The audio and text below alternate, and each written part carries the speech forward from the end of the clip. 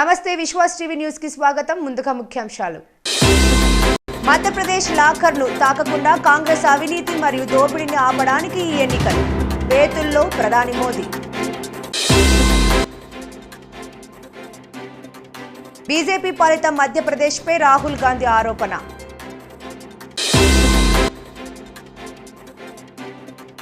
ఐదేళ్ల చిన్నారి రేప్ కేసులో నిందితుడికి మరణశిక్ష. బంగాళాఖాతంలో అల్పపీడనం, ఏపీలో భారీ నుంచి అతి భారీ వర్షాలు. టీటీడీ ఉద్యోగులకు గుడ్ న్యూస్, పాలక మండలిలో కీలక నిర్ణయం. మధ్యప్రదేశ్లో కొనసాగుతున్న ఎన్నికల ప్రచారం మధ్య ఈరోజు బేతుల్లో జరిగిన బహిరంగ సభలో ప్రధాని మోదీ ప్రసంగిస్తూ ర్యాలీ పర్వం కొనసాగింది. ప్రధాని మోదీ మాట్లాడుతూ, గత కొద్ది రోజులుగా నేను రాష్ట్రంలోని ప్రతి మూలకు తిరిగాను. బీజేపీ పట్ల అపూర్వమైన ప్రేమ, విశ్వాసం, మీ ఉత్సాహం మరియు ఈ స్ఫూర్తి మధ్యప్రదేశ్లో నిర్ణయించాయి.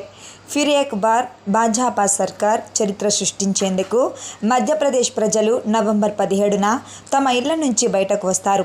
ఇంకా ఆయన పునరుద్ఘాటించారు. ఈ ఎన్నికలు రెట్టింపు ఇంజిన్ వేగంతో మధ్యప్రదేశ్ అభివృద్ధిని వేగవంతం చేయడానికి, ఈ ఎన్నికలు యువత, మహిళలు పురోభివృద్ధికి కొత్త అవకాశాలను అందించడమే. ఈ ఎన్నికలు కాంగ్రెస్ దోపిడీని, అవినీతిని మధ్యప్రదేశ్కు దూరంగా ఉంచడమే మీరు గుర్తుంచుకోవాలి. साथियों, मध्य प्रदेश भाजपा ने हर क्षेत्र, हर वर्ग के लिए शानदार संकल्प पत्र जारी किया है. मैं मध्य प्रदेश भाजपा के नेतृत्व को बधाई देता हूं. ये संकल्प पत्र मध्य प्रदेश के लोगों का विकास पत्र है. हर आदिवासी बाहुल्य ब्लॉक में एकलव्य आवासीय विद्यालय, हर आदिवासी जिले में एक मेडिकल कॉलेज, लाडली बहनों को आर्थिक सहायता के साथ साथ पक्के आवास, धान और गेहूं, किसानों के एमएसपी के लिए भी एमपी भाजपा की गारंटी की वाहवाही हो रही है. चारों तरफ जय जयकार हो रहा है. वन उपजों को लेकर, तेंदुपत्ता की खरीद को लेकर जो संकल्प लिया गया है, उससे भी बहुत सारे आदिवासी परिवार को लाभ होगा. कांग्रेस तो अपने जमाने में, आज जो भाषण झाड़ते हैं ना नेता उनके आकर के, उनको उनके अपने पापों की भी याद नहीं है. कांग्रेस तो सिर्फ, आप हैरान हो जाएंगे सुनकर के, 6 या 7 वन उपजों पर ही एमएसपी देती थी. जरा बोलेंगे कितनी वन उपज को एमएसपी देती थी? कितनी? सब बोलिए जरा, कितनी? 6 या 7? कितने? जबकि भाजपा वन उपज, कितनी वन उपज को एमएसपी देती है मालूम है आपको? 90 वन उपज को ये भाजपा एमएसपी देती है. कितने? साथियों, हमारे देश में करीब ఏళ్లకేళ్లు మధ్యప్రదేశ్ రాష్ట్రాన్ని పాలిస్తూ బీజేపీ సర్కార్ ఈ రాష్ట్రాన్ని అవినీతి రాజధానిగా మార్చేసిందని కాంగ్రెస్ నేత రాహుల్ గాంధీ దుమ్మెత్తిపోశారు. సోమవారం ఆయన రాష్ట్రంలోని నీమచ్, హర్దా జిల్లాల్లో ఎన్నికల ప్రచార సభల్లో పాల్గొని ప్రసంగించారు. మధ్యప్రదేశ్లో బీజేపీ అవినీతికి అంతే లేకుండా పోయిందని ఆగ్రహం వ్యక్తం చేశారు. ఈసారి ఎన్నికల్లో కాంగ్రెస్ ఘన విజయం ఖాయం. మేం గెలిచాక రాష్ట్రంలో కులగణన చేపడతామని వ్యాఖ్యానించారు. 500 రూపాయలకే ఎల్పీజీ సిలిండర్ సరఫరా చేస్తాం. 2 లక్షల వరకు రైతు రుణమాఫీ అమలు చేస్తాం. గోధుమలకు ఇస్తున్న కనీస మద్దతు ధరను 3000 రూపాయలకు పెంచుతాం. 100 యూనిట్ల వరకు ఉచిత విద్యుత్ సరఫరా చేస్తామని రాహుల్ హామీ ఇచ్చారు. 2018 ఎన్నికల తర్వాత కాంగ్రెస్ పార్టీయే ప్రభుత్వాన్ని ఏర్పాటు చేసింది. కానీ బడా పారిశ్రామికవేత్తలతో కలిసి కుట్రతో బీజేపీ అధికారంలోకి వచ్చింది. రైతులు, కార్మికులు, చిరు వ్యాపారుల పక్షపాత కాంగ్రెస్ను పక్కకు నెట్టి బీజేపీ అధికారాన్ని కైవసం చేసుకుంది అని ఆరోపించారు. चुनाव जिताया था, सही, और फिर बीजेपी के नेताओं ने, नरेंद्र मोदी जी ने, शिवराज चौहान जी ने, अमित शाह जी ने मिलकर एमएलएस को खरीदकर आपकी सरकार, मध्य प्रदेश की चुनी हुई सरकार को चोरी किया. करोड़ों रुपए देकर कांग्रेस पार्टी के एमएलए को खरीदकर सौदा करके जो आपका निर्णय था, जो आपकी दिल की आवाज थी, उसको बीजेपी के नेताओं ने, प्रधानमंत्री ने कुचलने का काम किया. आपके साथ धोखा किया. किसके साथ? मध्य प्रदेश के अरबपतियों को धोखा नहीं दिया, किसानों को धोखा दिया, मजदूरों को, छोटे व्यापारियों को, युवाओं को, बेरोजगार युवाओं को धोखा दिया. हम आपकी सरकार चलाना चाहते थे. हमने किसानों का कर्जा माफ किया था. 27 लाख किसानों का कांग्रेस पार्टी ने कर्जा माफ किया था. आपको याद होगा उस समय बीजेपी के नेताओं ने कहा था कांग्रेस पार्टी ये काम नहीं करेगी, मगर हमने काम करके दिखाया. पूरा मध्य प्रदेश जानता है. और देखिए, शिवराज जी का काम देखना है तो मैं आपको दिखाता हूं. यहां पे बेरोजगार युवा जो हैं, हाथ उठा के दिखा दो. ये देखो, लाइन लग गई. तो यहां पे मध्य प्रदेश में आप किसी भी युवा से पूछो क्या करते हो, ये जवाब मिलता है, कुछ नहीं करते. मोदी जी अपने भाषण में, हर भाषण में कहते हैं, हर डिस्ट्रिक्ट में जाते हैं, कहते हैं यहां हमने. కేరళలోని అలవలో జరిగిన చిన్నారి కిడ్నాప్, రేప్ కేసులో నిందితుడు అష్ఫాక్ ఆలంకు ఎర్నాకులం పోక్సో కోర్టు మరణశిక్షను విధించింది. ఆ కేసులో జడ్జి కె సోమన్ తన తీర్పును ఇవాళ వెలువరించారు. ప్రాసిక్యూషన్ చేసిన వాదనలను కోర్టు అంగీకరించింది. ఇది అత్యంత అరుదైన కేసు అని, నిందితుడికి ఎటువంటి క్షమ అవసరం లేదని, సమాజానికి అతను సమస్య అని కోర్టు తెలిపింది. 110 రోజుల పాటు ఆ కేసులో సుదీర్ఘ వాదనలు జరిగాయి. చిల్డ్రన్స్ డే సందర్భంగా తీర్పును వెల్లడించారు. ఆధారాలను ధ్వంసం చేసినందుకు అష్ఫాక్కు 5 ఏళ్ల జైలు శిక్ష విధించారు. మైనర్కు డ్రగ్స్ ఇచ్చినందుకు 3 ఏళ్ల శిక్ష, మైనర్ను రేప్ చేసినందుకు జీవిత జైలు శిక్ష, మర్డర్ చేసినందుకు మరణశిక్షను విధిస్తున్నట్లు కోర్టు చెప్పింది. 7,70,000 జరిమానా చెల్లించాలని నిందితుడికి కోర్టు ఆదేశాలు జారీ చేసింది. ఈ అల్పపీడనం కారణంగా రానున్న 24 గంటల్లో ఏపీలో భారీ నుంచి అతి భారీ వర్షాలు కురుస్తాయని ఐఎండీ అమరావతి కేంద్రం వెల్లడించింది. ఆగ్నేయ బంగాళాఖాతంలో ఉపరితల ఆవర్తనం నైరుతి దిశగా వెళ్తుందని తెలిపింది. దీని ప్రభావంతో ఆగ్నేయ బంగాళాఖాతంలో అల్పపీడనం ఏర్పడే అవకాశం ఉందని హెచ్చరించింది. ఆగ్నేయ బంగాళాఖాతంలో అల్పపీడనం ఏర్పడే అవకాశం ఉందని భారత వాతావరణ శాఖ అంచనా వేసింది. ఇది పశ్చిమ వాయువ్య దిశగా కదులుతూ నవంబర్ 16 నాటికి మధ్య మరియు ఆనుకొని ఉన్న దక్షిణ బంగాళాఖాతంలో అల్పపీడనంగా మారుతుందని అంచనా వేసింది. దీంతో ఆంధ్రప్రదేశ్, కేరళ, లక్షద్వీప్, మహే, తమిళనాడు, పుదుచ్చేరి, కైరాకాల్తో సహా దేశంలోని పలు ప్రాంతాలకు వర్షపాత హెచ్చరికలను జారీ చేసింది. ఈ అల్పపీడనం కారణంగా రానున్న 24 గంటల్లో ఏపీలో భారీ నుంచి అతి భారీ వర్షాలు కురుస్తాయని ఐఎండీ అమరావతి కేంద్రం వెల్లడించింది. ఆగ్నేయ బంగాళాఖాతంలో ఉపరితల ఆవర్తనం నైరుతి దిశగా వెళ్తుందని తెలిపింది. దీని ప్రభావంతో ఆగ్నేయ బంగాళాఖాతంలో అల్పపీడనం ఏర్పడే అవకాశం ఉందని హెచ్చరించింది. ఇది పశ్చిమ మధ్య బంగాళాఖాతం దిశగా పయనిస్తుందని, ఈ నెల 16 నాటికి వాయుగుండంగా మారే అవకాశం ఉందని ఐఎండీ అమరావతి కేంద్రం వార్నింగ్ ఇచ్చింది. అల్పపీడనం ప్రభావంతో రాయలసీమ, దక్షిణ కోస్తా జిల్లాలపై అధికంగా ఉంటుందని, ఇవాళ రేపు అక్కడక్కడ భారీ నుంచి అతి భారీ వర్షాలు కురిసే అవకాశం ఉందని వెల్లడించింది.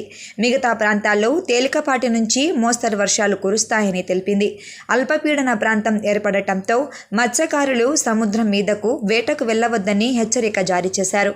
టీటీడీ చైర్మన్ భూమన కరుణాకర్ రెడ్డి అధ్యక్షతన తిరుమల తిరుపతి దేవస్థానం పాలక మండలి మంగళవారం సమావేశమైంది. ఈ సందర్భంగా పాలక మండలిలో పలు కీలక నిర్ణయాలు తీసుకున్నారు. ముఖ్యంగా కాంట్రాక్ట్ ఉద్యోగులను రెగ్యులర్ చేసేందుకు పాలక మండలి అంగీకారం తెలిపింది. కాంట్రాక్ట్ ఉద్యోగులను రెగ్యులరైజ్ చేయాలన్న ప్రభుత్వ జీవో నెంబర్ 114 మేరకు అర్హత ఉన్న ఉద్యోగులను టీటీడీలో రెగ్యులరైజెస్ చేస్తామని పాలక మండలి ప్రకటించింది. ఈ నెల 23వ తేదీ నుంచి అలిపిరి వద్ద శ్రీనివాస దివ్యానుగ్రహ హోమాన్ని నిర్వహించనున్నట్లు టీటీడీ చైర్మన్ కరుణాకర్ రెడ్డి వెల్లడించారు. హోమాన్ని నిరంతరాయంగా నిర్వహిస్తామని, హోమంలో పాల్గొనే భక్తులు 1000 రూపాయలు చెల్లించి టికెట్ పొందవలసి ఉంటుందని తెలిపారు. టీటీడీ ఉద్యోగులకు ఇంటి స్థలాలు కేటాయించిన వడమాలపేట వద్ద గ్రావెల్ రోడ్డు నిర్మాణానికి 25.67 కోట్లు కేటాయిస్తామని, ఈ సొమ్మును తిరిగి ఉద్యోగుల నుంచి రీఎంబర్స్ చేసుకుంటామని చెప్పారు. టీటీడీలో పనిచేసే ప్రతి ఒక్క ఉద్యోగికి ఇంటి స్థలం కేటాయిస్తామని టీటీడీ చైర్మన్ భూమన కరుణాకర్ రెడ్డి ప్రకటించారు. తాళ్లరేవు మండలం సుంకరపాలెం పంచాయతీ సర్పంచ్, మండల సర్పంచుల సమైక్య అధ్యక్షుడు టిల్లపూడి నాగేశ్వరరావు జన్మదినం సందర్భంగా స్థానిక ధర్మశాస్త్ర అయ్యప్ప స్వామి ఆలయంలో అయ్యప్పలకు సామూహిక భోజన వితరణ నిర్వహించారు. ముందుగా కుటుంబ సభ్యులు, శ్రేయోభిలాషులు, అధికార సిబ్బంది సమక్షంలో టిల్లపూడి కేక్ కట్ చేసి అందరికీ అందజేశారు. ఈ సందర్భంగా ఆయనకు సుంకరపాలెం గ్రామ పెద్దలు, పంచాయతీ సిబ్బంది, వాలంటీర్లు, సొసైటీ కార్యాలయ సిబ్బంది శుభాకాంక్షలు తెలిపారు. అనంతరం స్థానిక అయ్యప్ప స్వామి ఆలయంలో 350 మంది స్వాములకు భిక్ష ఏర్పాటు చేశారు. భార్య అనంతతో కలిసి టిల్లపూడి స్వాములకు భోజనాలు వడ్డించారు. ఈ సందర్భంగా ఆలయ అభివృద్ధికి టిల్లపూడి 50,000 రూపాయలు విరాళాలని ఆలయ కమిటీకి అందజేశారు. పుట్టినరోజు సందర్భంగా ఇలా భక్తి భావంతో భిక్ష ఏర్పాటు చేయడం పట్ల స్వాములు ఆనందం వ్యక్తం చేశారు.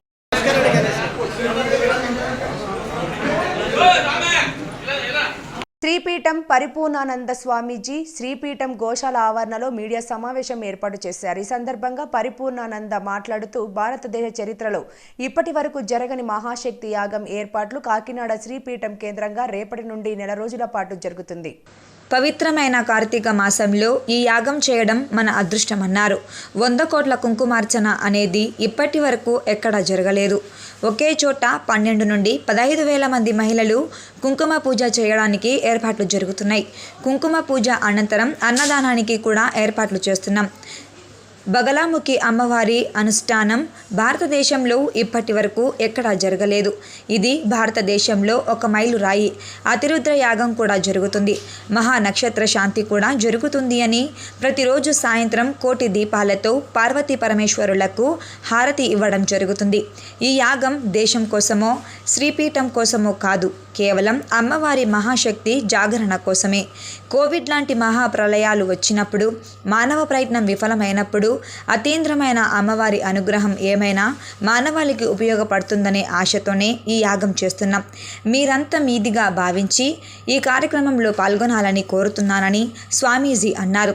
ప్రతిరోజు ఉదయం 8 గంటలకు మహాశక్తి యాగం ప్రారంభమవుతుందని, 10 గంటల నుండి 12 గంటల వరకు కుంకుమార్చన, అనంతరం అన్నప్రసాదం వితరణ జరుగుతుందని అన్నారు. ప్రతిరోజు సాయంత్రం 7 నుండి 8 గంటల వరకు బగలామాత అమ్మవారికి 41 రకాల వన మూలికలతో హోమం జరుగుతుందని, ఈ యాగంతో దేశం మాత్రమే కాదు ప్రపంచం యావత్తు కాకినాడ వైపు చూస్తుందని అన్నారు.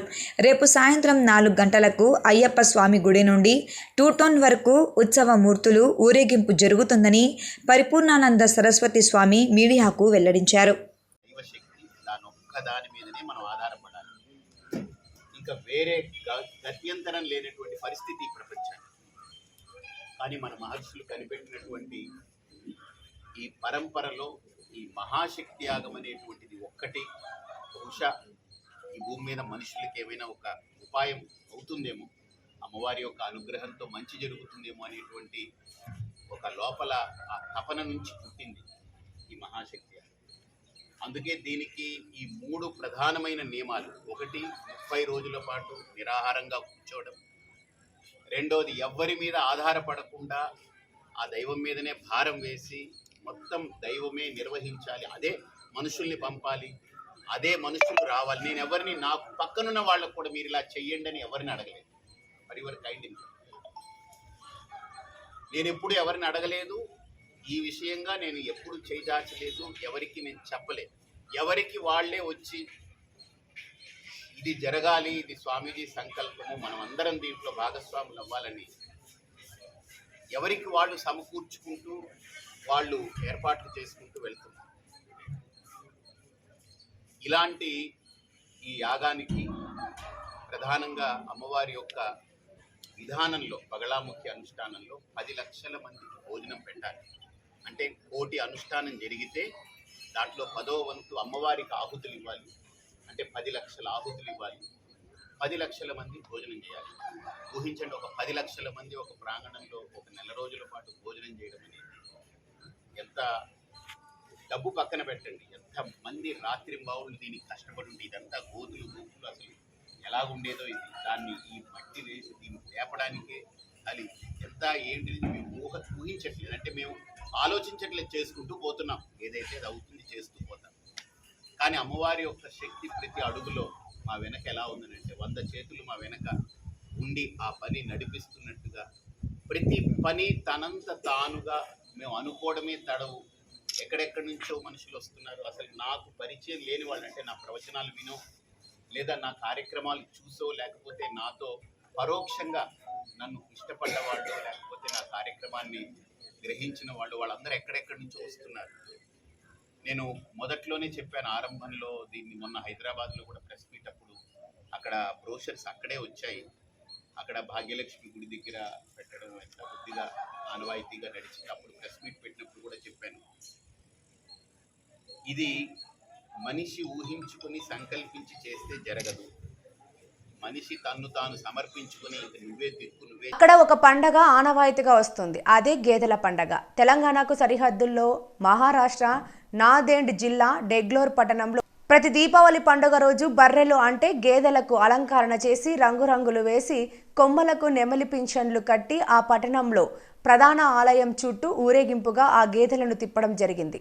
ఈ గేదెల పండుగను ఆ పట్టణ మున్సిపల్ చైర్మన్ మొగలజీ ఈరన్న సిరిశెట్టివార్ జెండా ఊపి పూలమాల వేసి ప్రారంభించారు. ఈ పండుగ యాదవ్ సంఘం వారు నిర్వహిస్తారు. ఈ పండుగను తిలకించేందుకు వేలాది మంది చిన్న పెద్ద మహిళ పురుషులు పెద్దలు వృద్ధులు పాల్గొని చూశారు.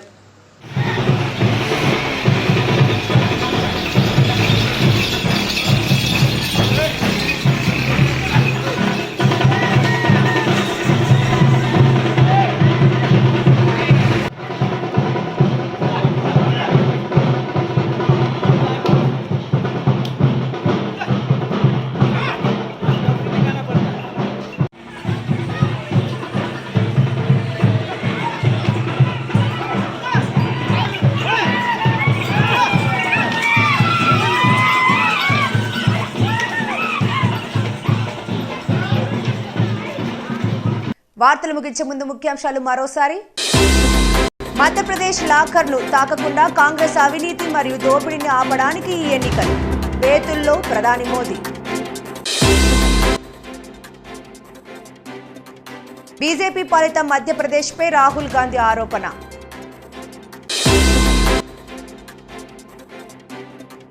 ఐదేళ్ల చిన్నారి రేప్ కేసులో నిందితుడికి మరణశిక్ష. బంగాళాఖాతంలో అల్పపీడనం, ఏపీలో భారీ నుంచి అతి భారీ వర్షాలు. టీటీడీ ఉద్యోగులకు గుడ్ న్యూస్, పాలక మండలిలో కీలక నిర్ణయం. ఈ వార్తలు ఇంతటితో సమాప్తం. నమస్కారం.